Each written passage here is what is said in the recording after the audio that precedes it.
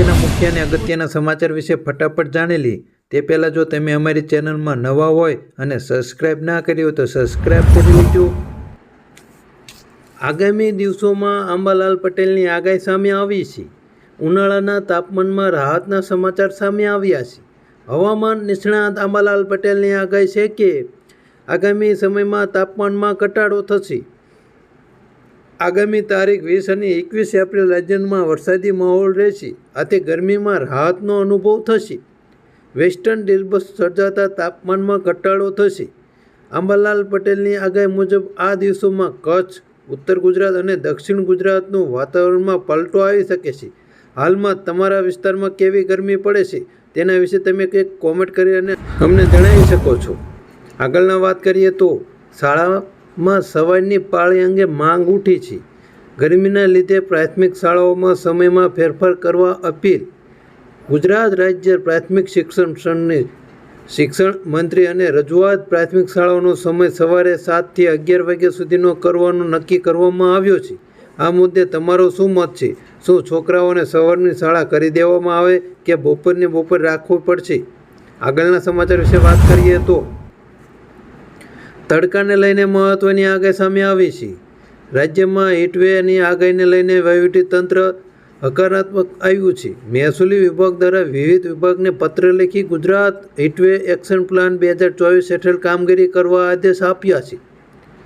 આરોગ્ય વિભાગને જરૂરી તૈયારી કરવા હુકમ કરાયો છે। શહેરી વિસ્તારોમાં રોડ પર શેડની વ્યવસ્થા રાખવાની જણાવ્યું છે। શ્રમિકોને બપોરે 1 થી 4 વાગ્યા સુધી કામ ન આપવા સૂચના અપાઈ છે। હીટવેવ સપ્લાય ડિઝાઇન હોવાથી પૂરતી તૈયારી કરવામાં આદેશ આપવામાં આવ્યા છે। આગળના સમાચાર વિશે ફટાફટ જાણી લઈએ તો ગુજરાતના સૌથી મોટા સમાચાર મળી રહ્યા છે। ગુજરાતના રાજનીતિના સૌથી મોટા સમાચાર। લોકસભાની ચૂંટણી પહેલાં આ પાર્ટીને જ મોટો ફટકો પડી શકે છે। અત્યારે ગુજરાતમાં ચૂંટણીને લઈને મહત્વના સમાચાર છે, તમારે પણ કામના સમાચાર લાગી શકે છે। અલ્પેશ કથિરિયાએ અને ધાર્મિક માલવિયાનું રાજીનામું, બંને ભાજપમાં જોડાય તેવી શક્યતાઓ છે। આપમાંથી તેમને રાજીનામું મૂકી દીધું છે। હાલમાં તેને લઈને મહત્વના સમાચાર આવી રહ્યા છે।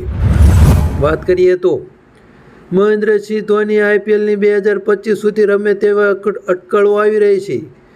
મહેન્દ્રસિંહ ધોની આઈપીએલ 2024ની શરૂઆત પહેલાં ચેન્નઈ સુપર કિંગ્સની કપ્તાની ઋતુરાજ ગાયકવાડને સોંપી હતી। ધોની આઈપીએલની આગામી સિઝન રમશે તે અંગે સવાલ ઉઠ્યા હતા। એક વિડીયોમાં સુરેશ રૈનાને પૂછવામાં આવ્યું કે ધોની આઈપીએલ 2025 રમશે? રૈનાએ રમશે કહીને ચેન્નઈ સુપર કિંગ્સના ચાહકોને આપ્યા ખુશખબર। હાલમાં ધોનીના મોટા ફેન ફોલોઅર છે અને ગુજરાતમાં આઈપીએલ ધૂમ મચાઈ રહી છે। અત્યારે ગુજરાતનો સૌથી મોટો તહેવાર કહેવો હોય તો કહી શકાય છે। આગળના સમાચાર વિશે વાત કરીએ તો રાજકોટ વાસીઓ માટે સારા સમાચાર આવ્યા છે। મે મહિનાથી રાજકોટને નવી 100 સીએનજી બસો મળશે, જેમાં તબક્કાવાર જૂની ડીઝલની સિટી બસો બદલે નવી બસો દોડાશે। જૂની 52 બસો ધુમાડો કરતી ડીઝલવાળી સિટી બસો હતી। રાજકોટના લોકોને આવી બસોમાં હવે મુસાફરી નહીં કરવી પડે। જણાવી દઈએ કે સરકાર પાસે ઇલેક્ટ્રિક અને સીએનજી બસોની માંગ કરવામાં આવી હતી, તેથી સરકાર હાલ 100 સીએનજી બસ આપવામાં આવી છે। આગળના સમાચાર વિશે વાત કરીએ તો બજાર ભાવને લઈને મહત્વના સમાચાર આવ્યા છે।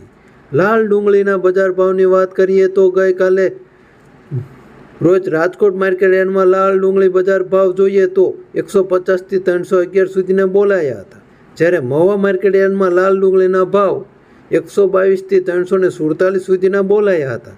તો વાત કરીએ ભાવનગરમાં લાલ ડુંગળીને ભાવ વિશે જો ભાવનગરમાં જણાવીએ તો 134 થી 321 સુધીના બોલાયા હતા।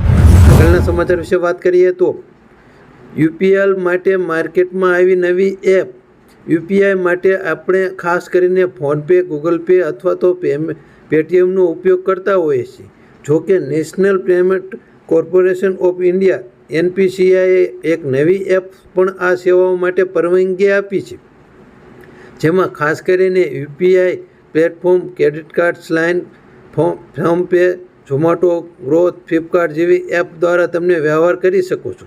આ તમામ એપ્સ ગ્રાહકોને અઢળક કેશબેક આપે અને ડિસ્કાઉન્ટ પણ મળી રહે તેને લઈને મહત્ત્વના આદેશ આપી રહ્યા છે। અત્યારે ઘણા બધા લોકો આ એપ વાપરવાનું ચાલુ કર્યું છે।